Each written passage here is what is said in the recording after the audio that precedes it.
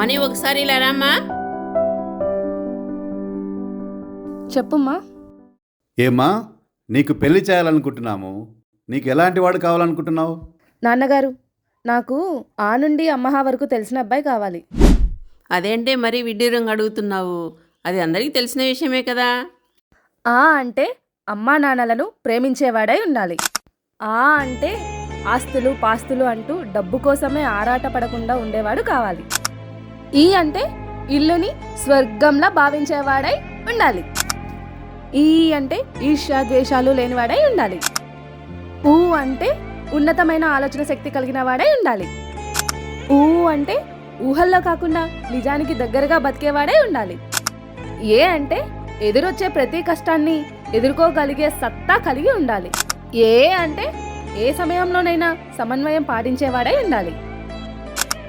I అంటే అయిన వాళ్ళందరికీ ఆప్యాయతను పంచాలి. ఓ అంటే ఒడిదుడుకుల్లో వెంట ఉండేవాడు కావాలి.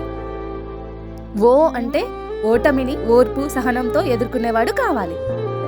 ఔ అంటే అవునన్నా కాదన్నా నాతో 7 అడుగులు అర్థం తెలుసుకొని జీవితాంతం ఉండాలి. అమ్మంటే నేను చెప్తాను. అంతులేని ప్రేమను కుటుంబంలో స్వార్థం లేకుండా అందరికీ పంచేవాడై ఉండాలి. అంతేనా?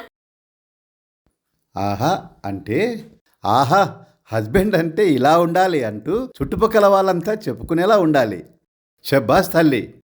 అందరమ్మాయిలు నీలా ఆలోచిస్తే అత్తమామలు కూడా తల్లిదండ్రులాగే కనిపిస్తారు. ఎంతైనా మన పెంపకం కదండి.